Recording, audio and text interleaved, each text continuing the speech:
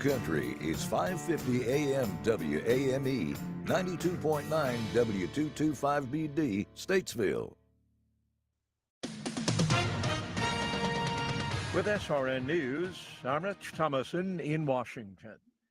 The Kootenai County, Idaho Sheriff calls it a total ambush, says the two firefighters never had a chance. They were responding to a wildfire set by a gunman who began shooting when they and their fellow first responders showed up. Two firefighters died, another was wounded. The gunman is dead. The dawning of the new day found senators still debating the president's spending and tax cut bill, the debate extending into the early morning hours. Now senators are going over a series of amendments to the bill. One of the two Republicans opposed to the president's bill, North Carolina Senator Tom Tillis, has announced that he will not be seeking re-election. U.S.-Canada trade talks will resume now that the Canadians have shelved the proposed tax on big U.S. tech firms. On Wall Street, the Dow up 153. More details, srnnews.com. Hey, it's Mike Rohn. If I have a choice, I like to do business with companies that actually stand for something. That's why I switched from Verizon to Pure Talk. No offense to Verizon, I'm sure they stand for something. I just don't know what it is. Pure Talk, on the other hand, is a veteran-owned company that supports our military in a big way, and I appreciate that. Yeah, I also appreciate unlimited talk and text and plenty of data for half the cost of the big guys, and I do like being on America's most dependable 5G network for just $20 a month. But what I really appreciate is no contract, no cancellation fees, and Pure Talk's commitment to handle all their customer service in this country.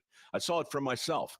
I went to Georgia, I got a tour of their headquarters, I met their CEO, and I talked to the same customer service folks that you'll talk to when you dial pound 250 and say keyword Mike Rowe. Switch today and save 50% off your first month when you dial pound 250 and say keyword Mike Rowe. Pure Talk, a wireless company that actually stands for something.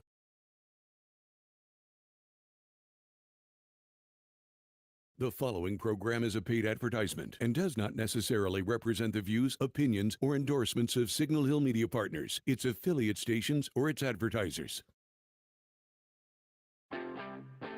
Welcome to Taking Care of NC, the program dedicated to exploring the issues, opportunities, and challenges shaping the great state of North Carolina. Join your host, Representative Jeff McNeely, as he delves into meaningful discussions about politics, community initiatives, and the people working to make a difference. Whether it's tackling local concerns, highlighting state achievements, or addressing pressing legislative matters, this show is your go-to source for understanding how North Carolina is growing and thriving. Stay tuned as we kick off another insightful episode of Taking Care of NC. Good morning, North Carolina. Hope everybody's doing well out there this morning. It's hot. This is not climate change. This is sweat. That's just what happens around here. Hey, real big breaking news for a lot of y'all. I know a lot of people are wondering, asking a lot of questions after much prayer, consideration, talking with my wife. There's no way I'm running for the Senate. I'm not taking his place. So in case any of y'all are wondering, it ain't happening. It ain't happening. Actually, there wasn't a whole lot of prayer or consideration. It was never even thought about, to tell you the truth. But anyway, Senator Tom Tillis has announced he will not run. We will get into that more in the second part of the show. Lot of stuff going on with that, though. Hey, got a good friend of mine, Senator Bobby Hanig from down at the Outer Banks, going to call in here if he hasn't already. Have you seen anything from him? Okay, hopefully he's going to give us a ring here pretty soon. Got him now here. All right, we're going to talk Shrimp Gate is what it's come out to be. That's what we call it. So let me see if I can get my brother in here. Senator Bobby Hanig, how are you this morning, sir? My man, Jeff, how you doing, man? I'm doing great. I'm out in my district meeting with some folks today and getting ready to pull over so I can have an awesome conversation with you. Well, I appreciate that. And I'm going to tell you what, I assume that you are a hero in your area, if not before, definitely now, fought a gallant fight. And before we get into all the craziness that's happened down at the NCGA, tell us a little bit, who is Bobby Hanig? let our listeners know you've been on, but I'm on a new station now. So tell us who you are. Okay. Well, I'm Senator Bobby Hanig. I represent Senate District 1, which is pretty much the whole northeast part of North Carolina. I've been in General Assembly. This is my 4th term. I served 2 terms with my good friend Jeff McNeely in the House, and now I'm in my 2nd term in the Senate. And, I'm a blue collar guy. So the working class people are the people I work the hardest for and stand up the most for. That's what I do, and that's who I am. Well, amen. Hadn't been married too long here. Been married, what, about a year now? Has it been that long or Jeff, longer? Jeff, you're getting old faster than you know, brother. It's coming. It'll be 4 years. 4 years. Daggum. Yes, sir. Darn, it don't seem like that. Well, marriage is like dog years. You know how this works. I understand. Yeah. I understand, and I know both of our wives are listening right now. So. Well, hey, I love you, baby. I love you. Anyway, now me and Bobby go way back.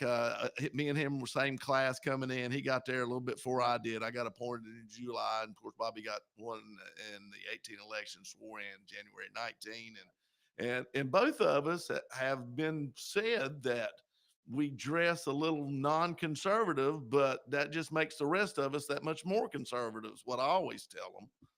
That's right. People say, "Oh, well, McNeely's over there competing with you." I said, "No, we're colluding." That's right. That's right. We're trying to change people's hearts and minds every day. I have people tell me when I come in with a certain, they said, "Well, I'd even wear that. That ain't too bad." And I said, "I got you right where I want you.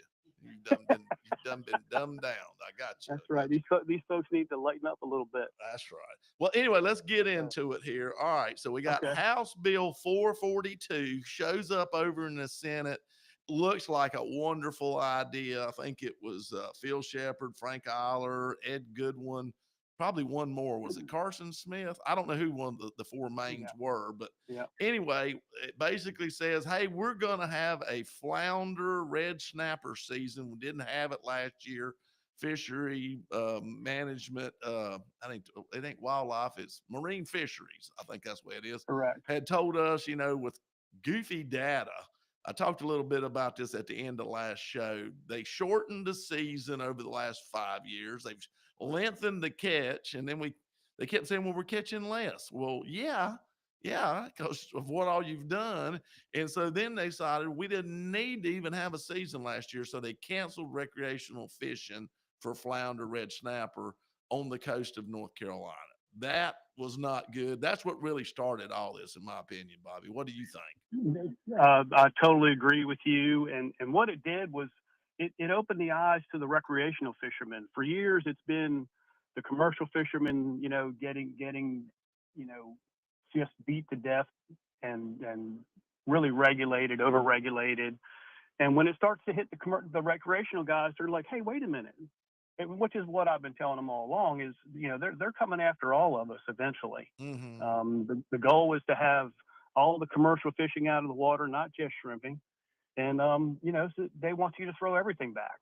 And that's their ultimate goal. Well, so when it hit them, for the first time in a long time, we actually agreed on something, which anyone that's in the know about fishing and politics in North Carolina, there's a strict divide amongst us. And, it was great to see us come together and work together and get this bill moving, only to be sabotaged at the last minute. Yeah. And I've just in my short time down there, I've learned there's like 2 areas you do not mess with. One is anything that has to do with being in water, and the other is cats and dogs. You can do anything you want to people's children. They don't seem to mind, but you start messing with that, it's on, brother. That's fair enough. Woo, it's on. I'm just telling you. That's fair enough. But so anyway, so this bill comes over, looks wonderful.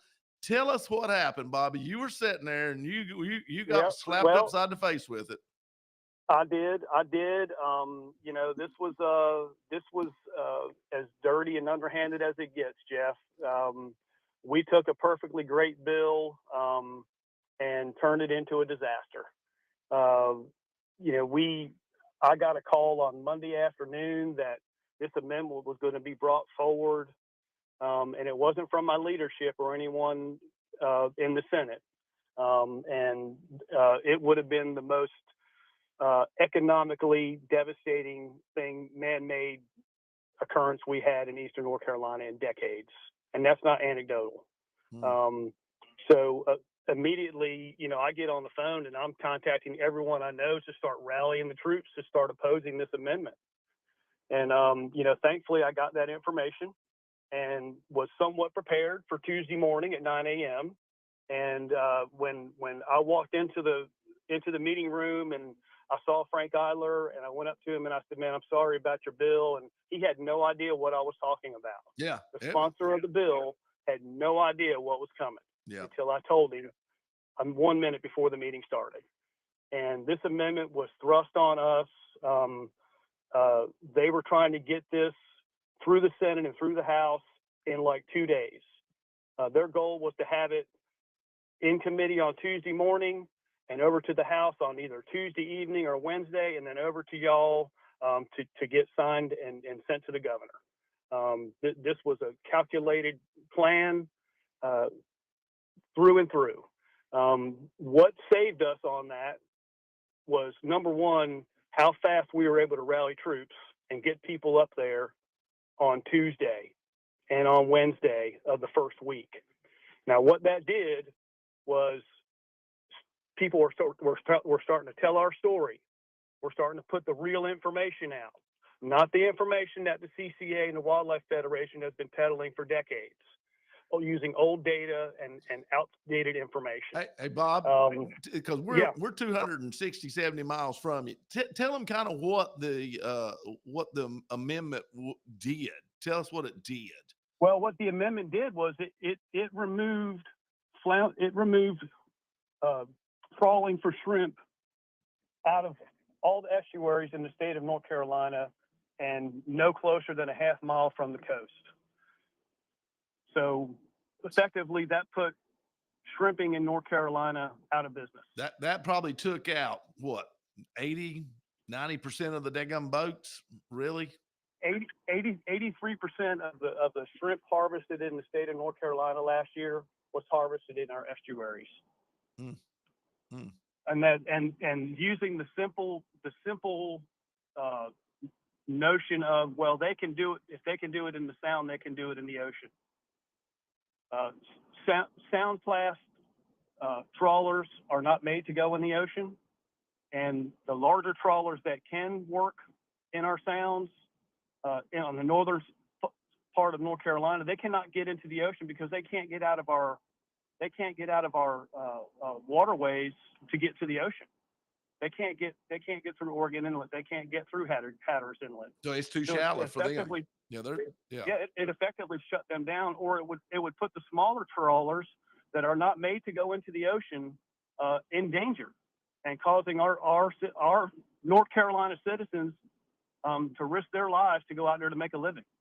So I just couldn't have it. So it would take 83% of the shrimp caught, basically, the way we've always done, out of play. They would change their whole way about going correct. about work completely. That's correct. And I believe that they knew the ramifications of what they were doing, but did it anyway, regardless. What in turn that would have done would be, our fish houses rely on the shipping industry year round.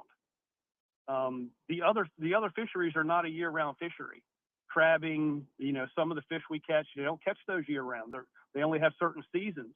So the shrimping industry keeps our processing plants and our fish houses alive all year long, keeps people employed. Many of our fish houses would have had to close. They would have had to fire, lay people off. It would have been absolutely devastating. It would have taken more than 20% of Hyde County's total revenue right off the table immediately. Wow. In the second poorest county in the state. Wow. It would have affected Pamlico County the same way. Hyde, Pamlico, and Terrell County are the top three of the poorest counties in our state.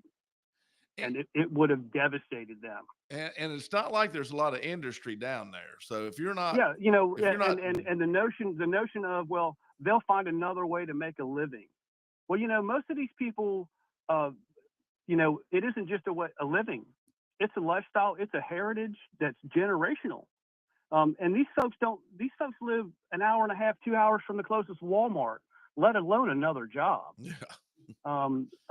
Just the reasoning and the arguments were so terrible. And the data they were using was so outdated, and they knew it. And they were trying to push this through without telling. We had never caucused it. We had never had a discussion about it. No one in the Senate knew, but maybe 2 or 3 people at the most. And the way they did it was just underhanded and backdoor, bad as it gets. And we had to fight against it. And what they did not realize was how strong Eastern North Carolina is. Oh yeah. And how fast we can gather some folks up and we can get to where we're going and start a protest. And it was by every account, people were going out of their way. We had over 700 people there on Tuesday, and literally people were going out of the way saying that was the best protest I've ever seen. They were disciplined. They were nice. They weren't pushy. They're out front selling shrimp. That was the funniest part. They were selling shrimp out front of the legislative building. Actually, I misspoke. They weren't selling it. They were giving it away. Oh, that's right. Okay. Well, I saw they had it in the shirts, the Shrimpgate shirts. Yeah, and the front of the General Assembly. I mean, it was a disaster. There was, they're cooking shrimp. There's hundreds of people out there. When they left, you couldn't find a napkin on the ground. It was remarkable how fast and how organized, how respectful everybody was. It was just incredible. And, I had cleared my calendar for Tuesday and Wednesday and spent 2 days talking to these folks and listening to their stories and seeing the heartache and the anguish on their faces and the concern for their futures.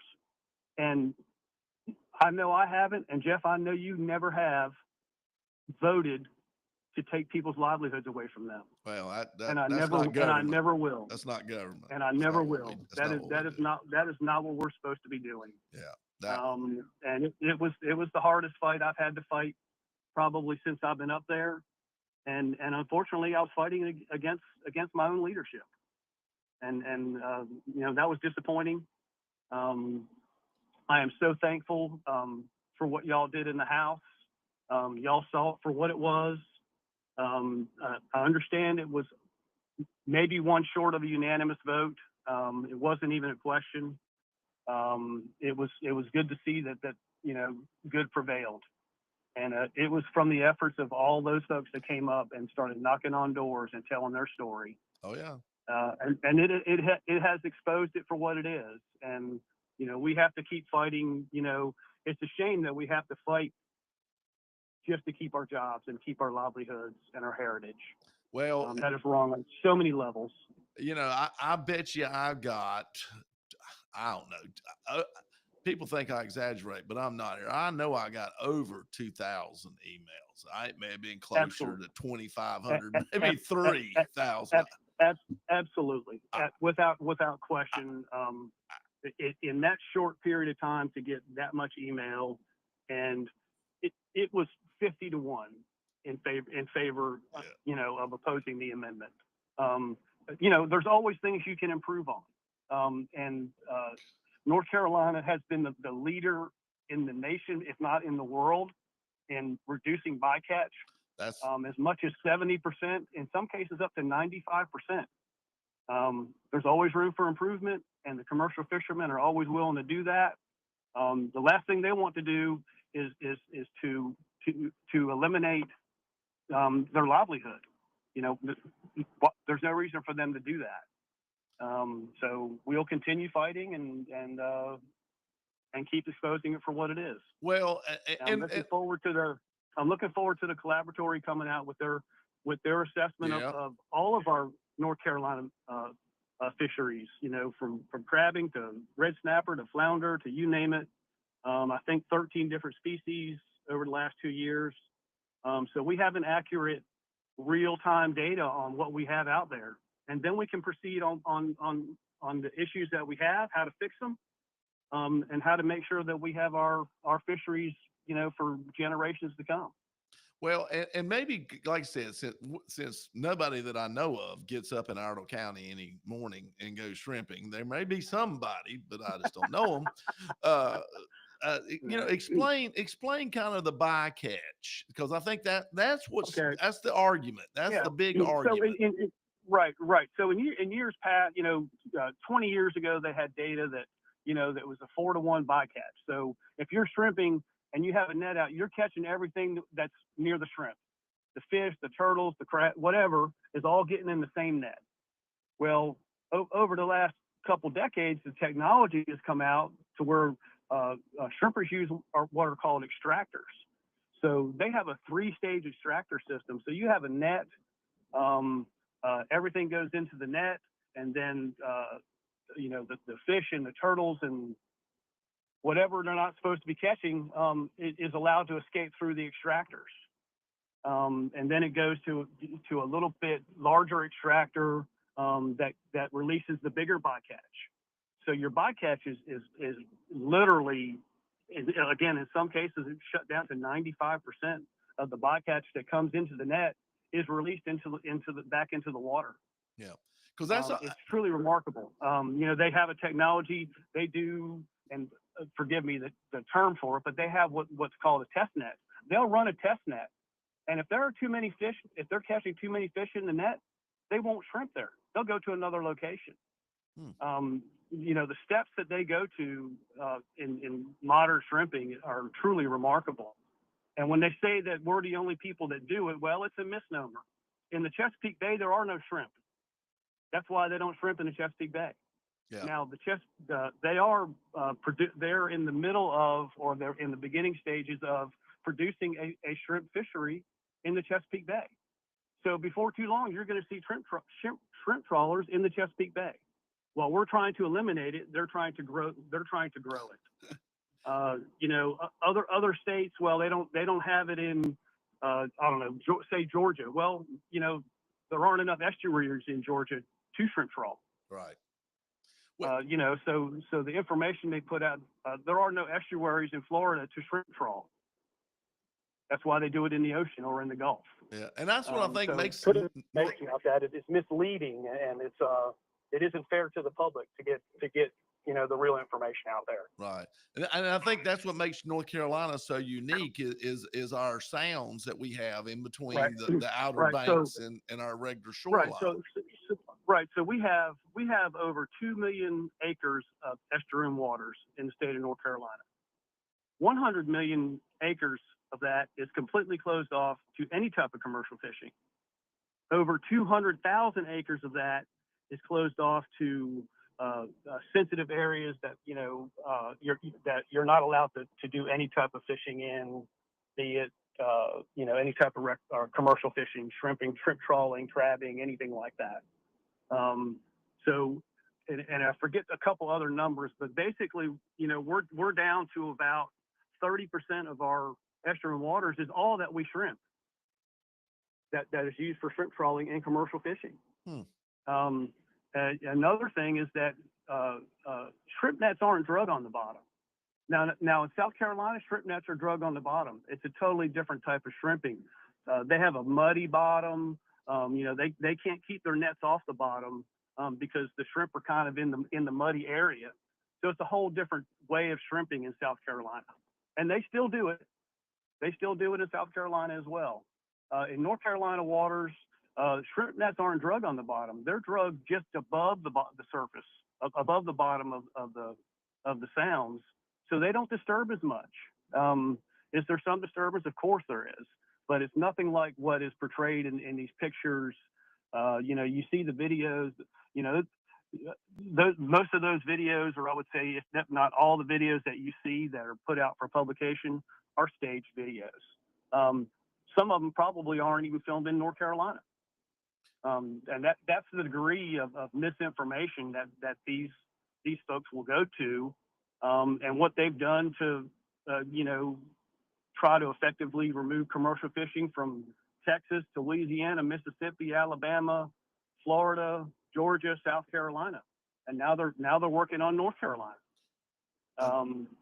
You've almost got um, like two groups working against you. You've got kind of the sport fishing guys, and then also right. your, I don't know whether you want to call them Greenpeace or whatever. Right. Well, The you have your environmental agencies, of course. yeah, But you have the North Carolina Wildlife Federation, and you right. have the CCA, and the propaganda they've been putting out for decades is simply not true.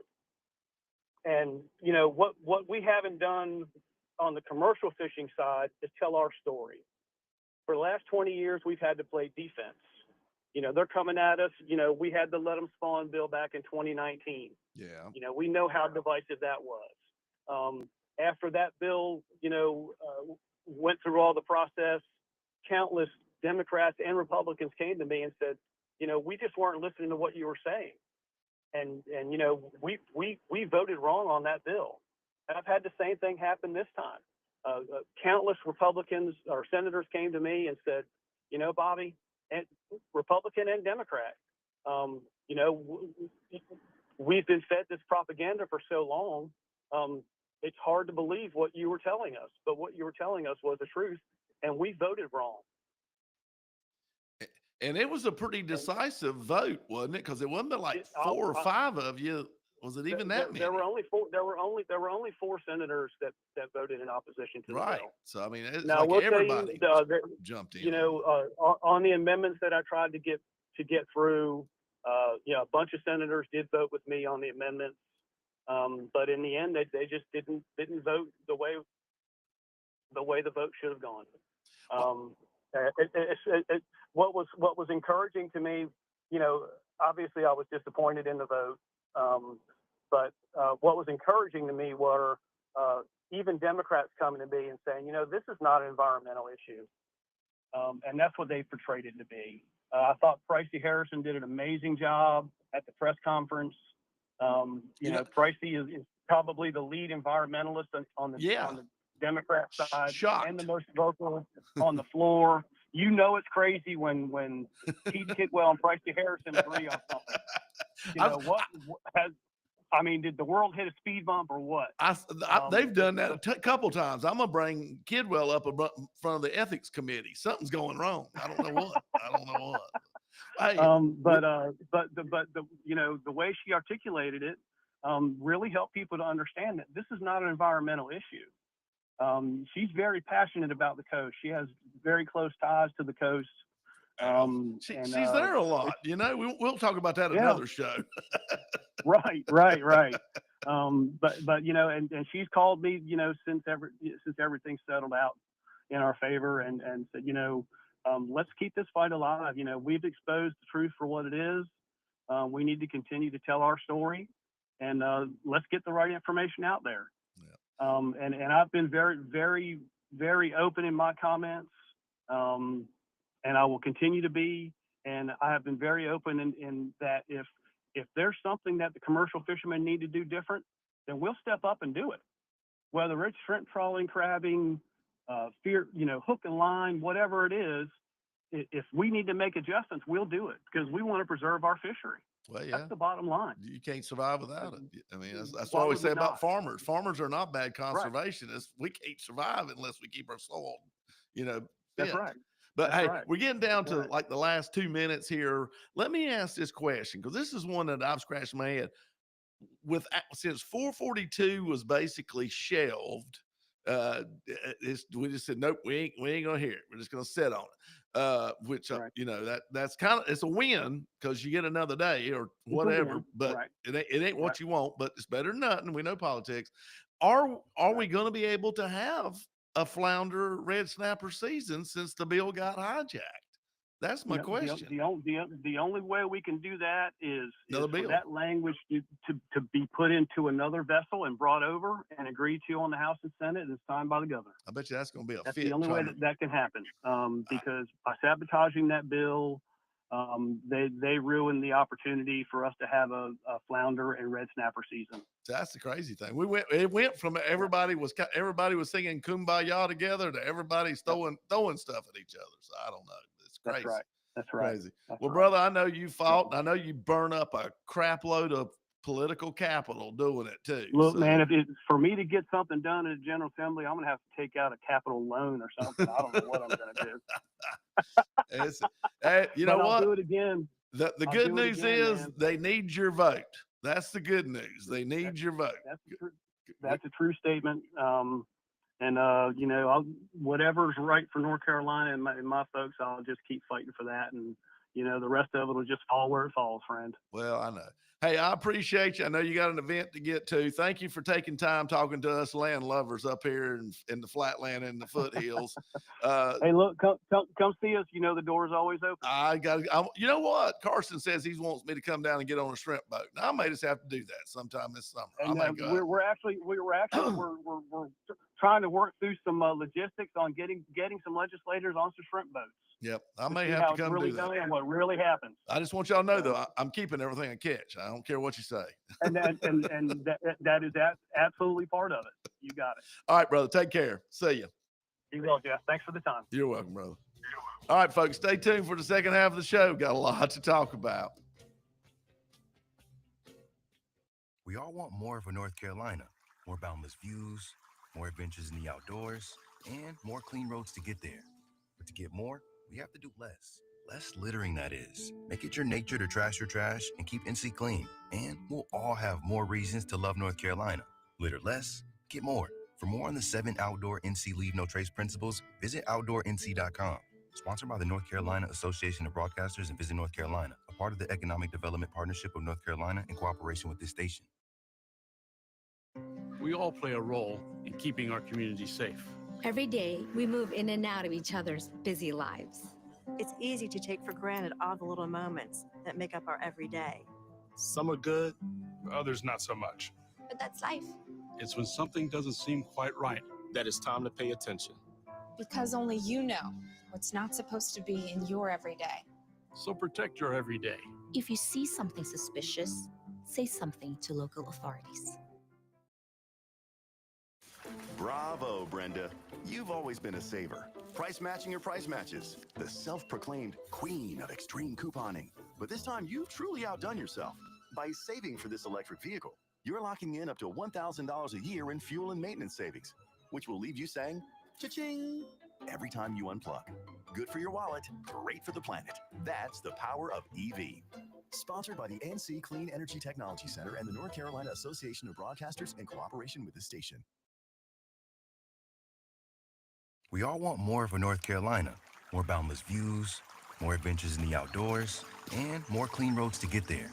But to get more, we have to do less. Less littering, that is. Make it your nature to trash your trash and keep NC clean. And we'll all have more reasons to love North Carolina. Litter less, get more. For more on the 7 outdoor NC Leave No Trace principles, visit OutdoorNC.com. Sponsored by the North Carolina Association of Broadcasters and Visit North Carolina, a part of the Economic Development Partnership of North Carolina in cooperation with this station. All right, folks, we're back here for the second half of the show.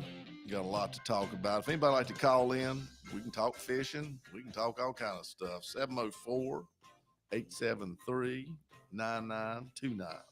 That's 704-873-9929. Love to hear from you.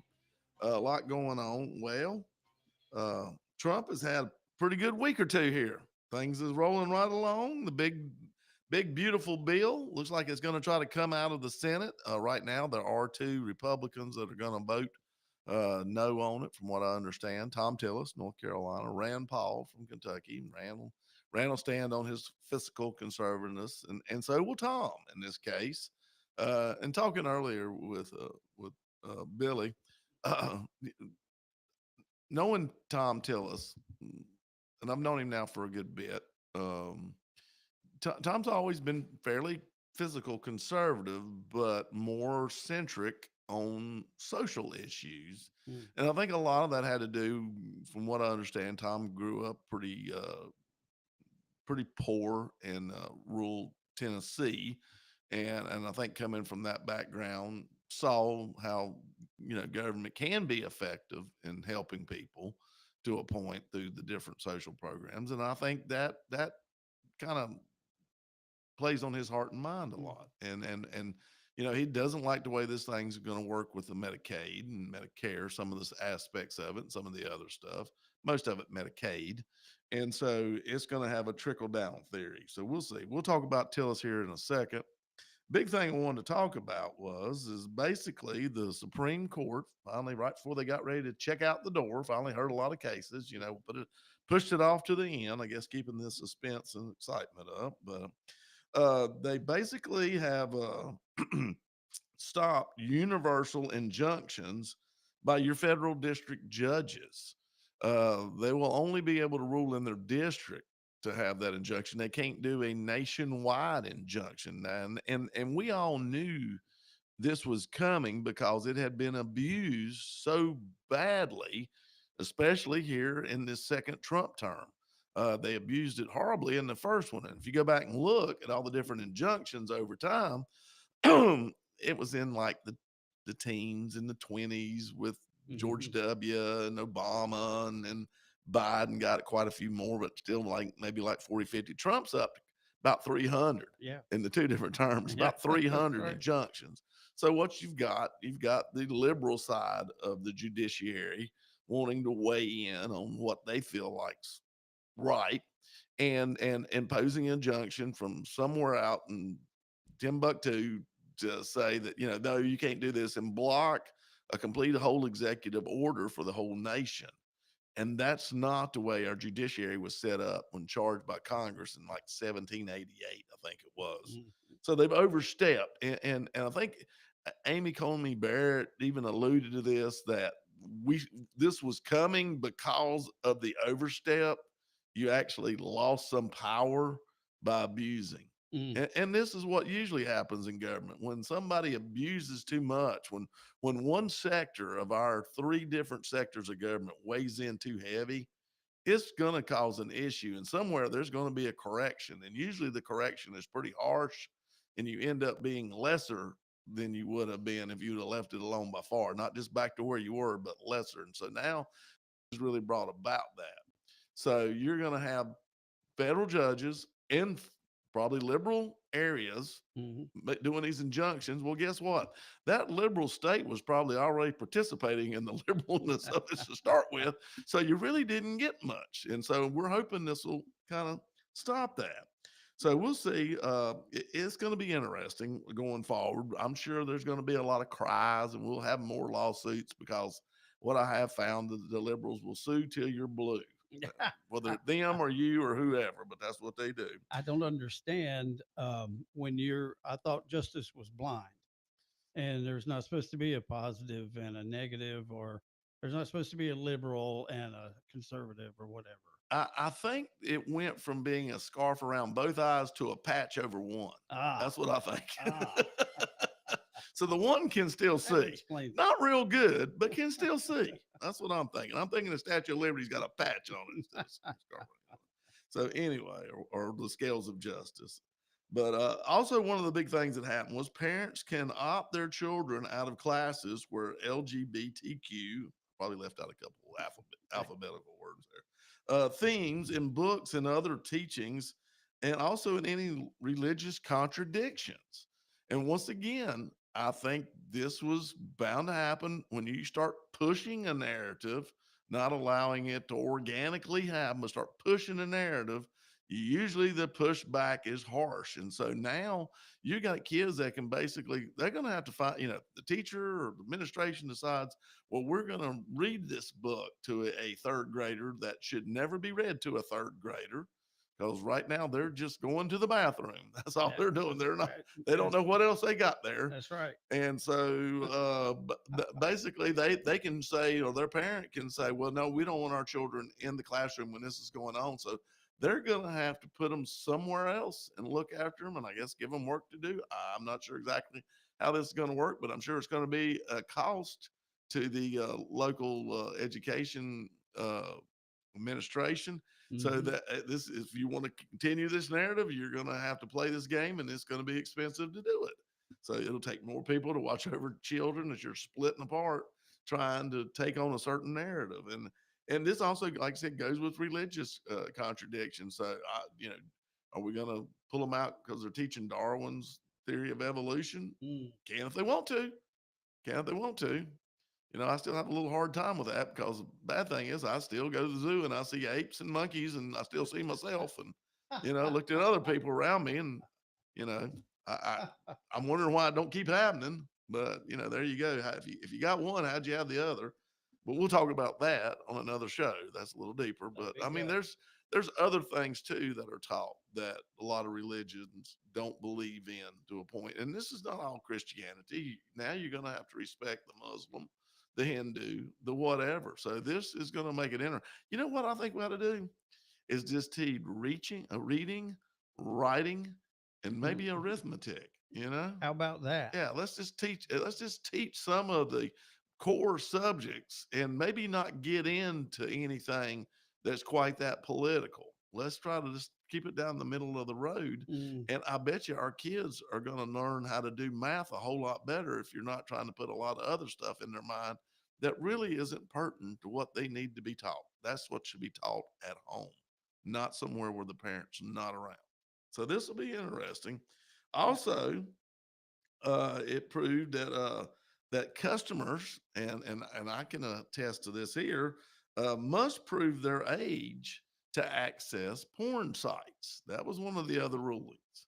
So Do that again? yeah, that now somebody that logs on to try to look at a pornographic site must have the ability to prove their age. And we actually, and I spoke about this not too long ago, a show or two ago, where this was put in a bill here in North Carolina. Now, this actually, the one that was brought forth was from Texas, but it will give North Carolina standing.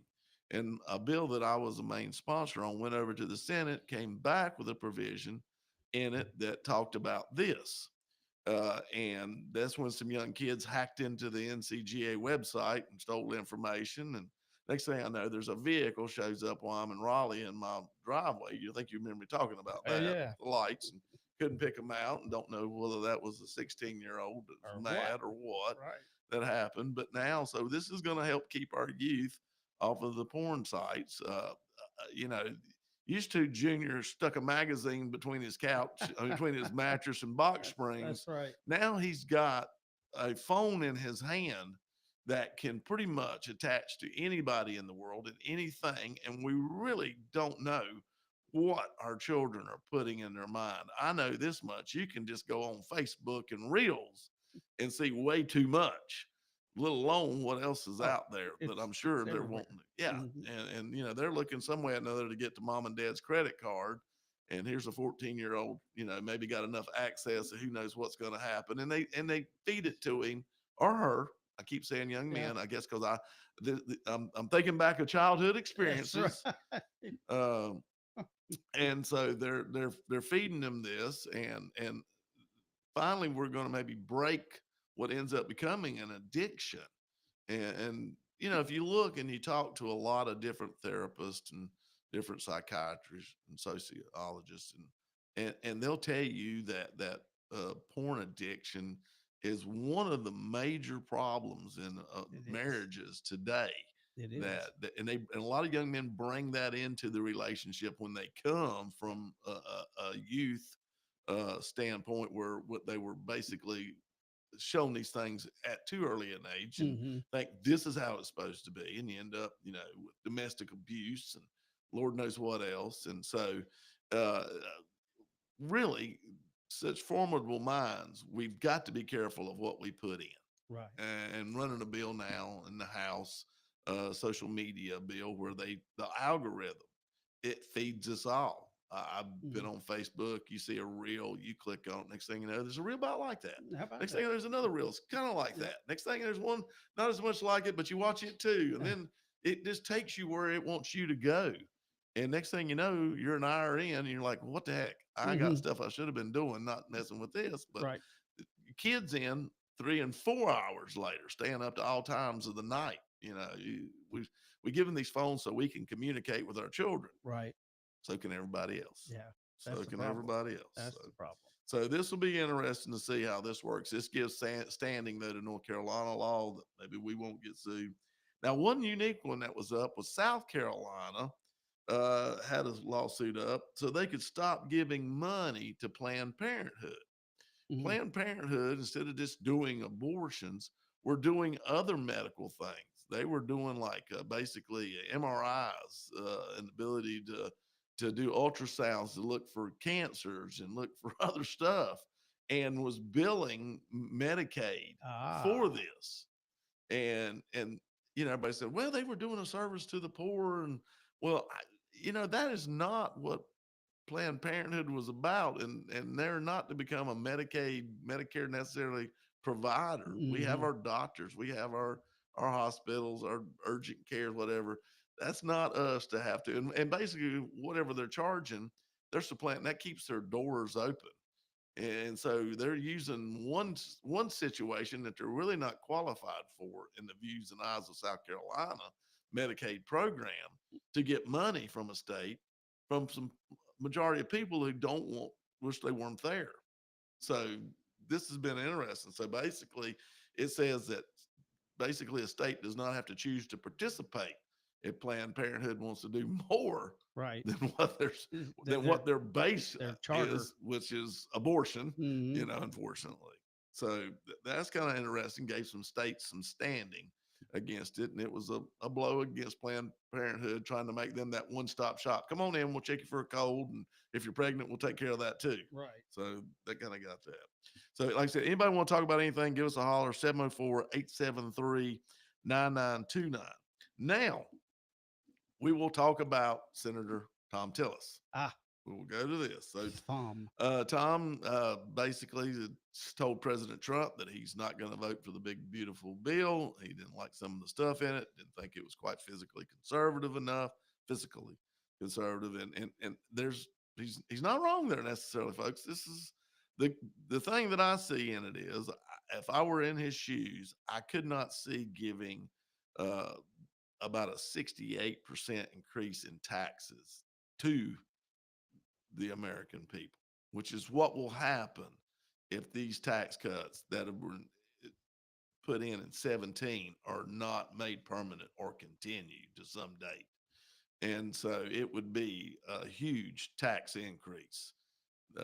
That shows you the how much it is done for, and that's what basically led the economy getting up and going in Trump's first 4 years that he did, until it ran into COVID there. So that's the big beautiful bill is to continue those tax cuts. Exactly. If But it does not pass, then boom, those tax cuts come back. Oof.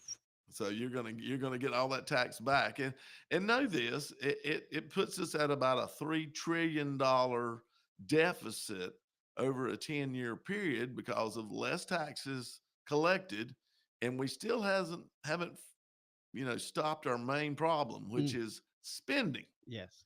I've always said America doesn't have a taxing situation issue. We've got a spending issue. We can't keep spending like we are with what we're bringing in. Even if the taxes were there, we're still going to run a deficit. We're just running more.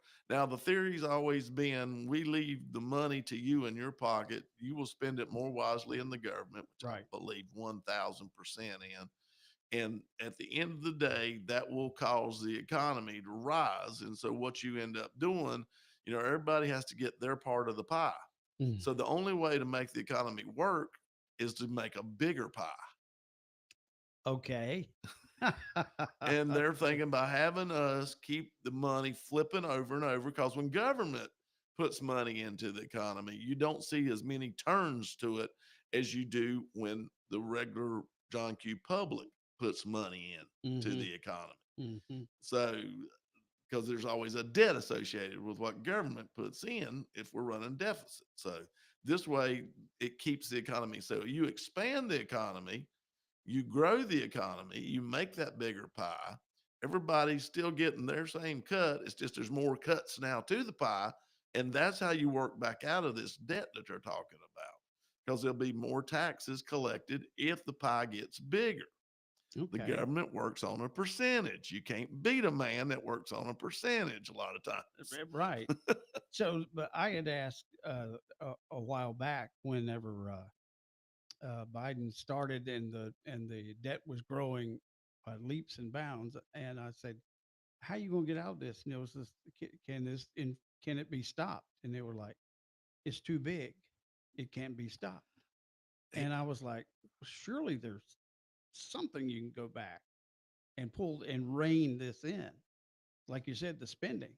So it could be that cut the pie into more slices. Well, like I said, the only way with what Biden did, he pumped up the money supply. They added about $7 trillion into the money supply, which that's what caused inflation. Yeah. You've got too many dollars thrown at too few of items, and that creates a supply and demand issue. And next thing you know, you raise the price to help slow the demand down on what supply you have. This is economics 101. Right.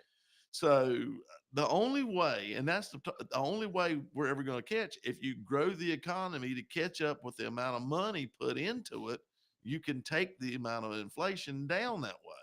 But you have to do it through raising the gross domestic product. Mm. You cannot do it any other way. And a lot of people say, oh, well, you can slowly suck the money out of the economy.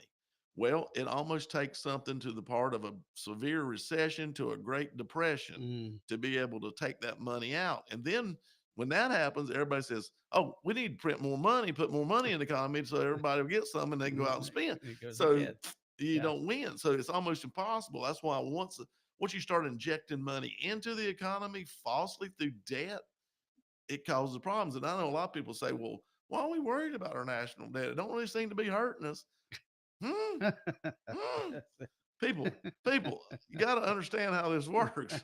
You got to understand how this works. The clock ticks on you. Somebody carries that debt one way or another, or you're an unsolvent country and nobody wants your money and nobody deals with you. That's right. So you go to South America. They can explain it better than anybody I know when it takes a wheelbarrow full of money to go buy a loaf of bread. When you're talking about, I think one time in, was it Venezuela? I can't remember which one. I think it was Venezuela. It was $1 million, whatever they had money for a loaf of bread. A loaf of bread. And they ended up printing these huge, large dollar currency. Bills, yeah, for people to carry around to go do this. Wasn't worth the paper it was printed on. Wow. So, wow. Crazy. But anyway, getting back, like I said, so Tom's not gonna vote for it and gave his reasoning, and then Trump kind of got on him. We got somebody. Yeah, we'll go ahead and take a call. We're getting down here at the end. Hey, this is Representative Jeff McNeely. Who we got? Hey, Jeff, it's Keith. How you doing? Hey, brother, I'm doing all right. You doing all right? Yeah, I'm doing good. Hey, I just wanted to comment on that internet stuff anyway, but you know, people gonna do what they want to do. North Carolina says I can't play online poker for money. Mm-hmm. Well, I can get a VPN that says I'm sitting in the middle of Sahara Desert and it's legal there. Oh yeah. So there's ways around everything. You know, I mean, you can't stop people if they want to do something. Well, like I said, those 15-year-old guys are pretty clever when it comes to computers, but we're going to try. Yeah. Well, I'm just, you know, I don't know why you can't. I saw where the Two Kings Casino now, they got an app out where you can play slot machines and all that kind of stuff, but it's not, you know, it's not like Texas Hold'em. But yeah. But you know, yeah, you can. I can told them sitting in my living for money online, and North Carolina don't know nothing about it. Well, I tell you what, go on the lottery website. You might be surprised all the different options they have, because I'm pretty sure they have a blackjack game now. Oh. Yeah, well, I ain't no good at blackjack. Well, I know. I'm just saying. So the state will tell you we're not into gambling, but it sure does look like the lottery is. And I swear I thought that was the North Carolina lottery. So I don't know. I can't figure out what they do with all that money for teachers, because every time you talk to the schools, they going broke. Well, you know that the lottery's all supposed to go for capital, for buildings and stuff, but it starts at the poorest counties and works its way back to what they consider the more wealthy. And Iredell, unfortunately, always says we got the the littlest house in the nicest neighborhood. We're in that top 20. And so we don't get a lot of money out of the lottery, but I can take you down east and I can show you some beautiful schools that probably got about 50 kids in them. But anyway. Yeah, right. But they're nice. Well, They're really nice. you just gonna have to keep going to Raleigh and, you know, carry your pints and pistols with you. Gotcha, brother. Gotcha. All right, we'll see you, Jeff. All right, see you now. All right, bye.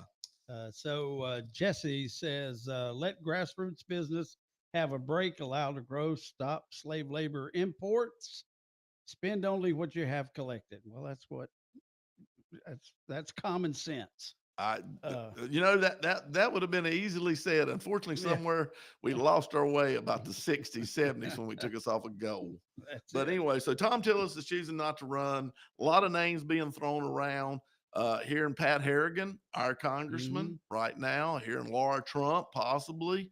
I believe there'll be 10 or 12 in a primary before it's over with and a bunch of money spent. But I will tell you one thing. If there was this one guy sitting on the fence trying to decide whether to get in or not, I'll guarantee you he's in now, and his name is Roy Cooper. Oh. So, folks, be ready. I'll just tell you. With no incumbent, I'll tell you. Jesse comes back with Mark Robinson. Well, that's another name out there. That's another name.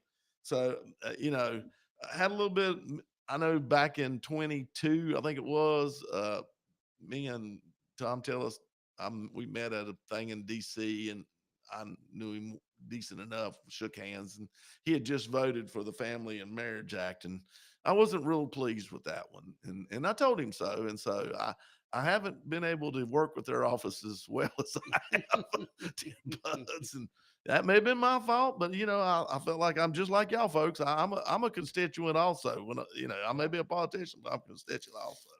So anyway, it's going to be a lot of money spent. Hey, we're getting down here near the end. I always like to bring up crazy as it gets department, and here's my crazy as it gets this week. New York City, Zoran Mondana, I think is the way you pronounce it, or Mondani. He's a legislator in the New York Assembly for Queens, one of the boroughs, New York City. And he's running on the Democrat side and has won the Democratic primary, which is kind of the weird thing because I think they did ranked choice voting, which means he could come in second on a whole bunch of people's ballots and still win. Hey, it's New York City. What'd you expect? Yeah. Anyway, Zoran, 33-year-old, declared socialist radical liberal from HELL. Sorry about that, folks. Yeah. Put earmuffs over the kids. If they learn how to spell, then teachers is working with them in school. All right. He's going to have free transit, buses, subway, minimum wage. He wants to see it go to $30 an hour in New York City. Government-run grocery stores. How about because that? food's too expensive. Yeah. So we'll have groceries bought at discount. And they're not in it to make money, and they'll use city land, he says, to do this with, so they won't have to pay any property taxes on that. That means somebody else can't buy it and use it for property tax and actually make you a positive. Okay, remember these folks. Free babysitting, basically, and childcare. Also, free baby stuff. So where Trump's giving you what, $1,000 or $5,000 to have a kid? Yeah. They're going to give you like all the material to go with it, the diapers, the bottles, the crib, the whole 9 yards. Have a baby and they'll give you all this. That's part of the deal. Free college tuition at I think it's SUNY. And so free everything. What the heck? We can all go to New York City for free. Now, you know, the funny thing is every time, Billy, that I've been to New York City, right, I found it almost impossible to get out of there unless I spent $200 to $300 every day, not counting lodging. Oh, I'm just talking walking on the streets, trying to eat and survive. Yeah. I'm at least $200 to $300 in. That's exactly right. Just got back from Charleston. We went down there for a couple days. Me and my wife, beautiful, love Charleston. I always say it is the New York City of the South. I cannot get out of Charleston for a couple $100 a day. But for some reason, that doesn't bother me near as bad as New York City. So there you go. I don't know why. But anyway, so all this is going on. He's going to be running against Eric Adams, and Eric's had some issues, but by and large, Eric has controlled a lot of the domestic issues going up there as far as violence.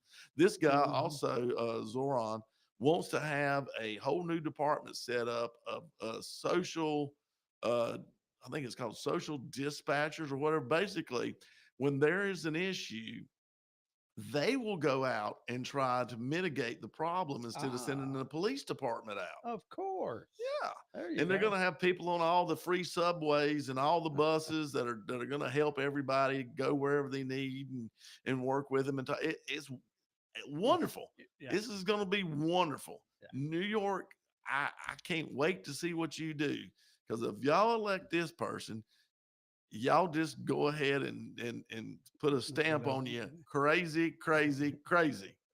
This is the craziest thing. All right, folks, we're running out of time. Yeah. Let's say a prayer. Dear Heavenly Father, dear Lord, I pray for all of us to be wise. I pray we understand, dear Lord, that the bright, shiny object isn't always what's good for us. You know what's good for us. Let us be in prayer and constantly in your book.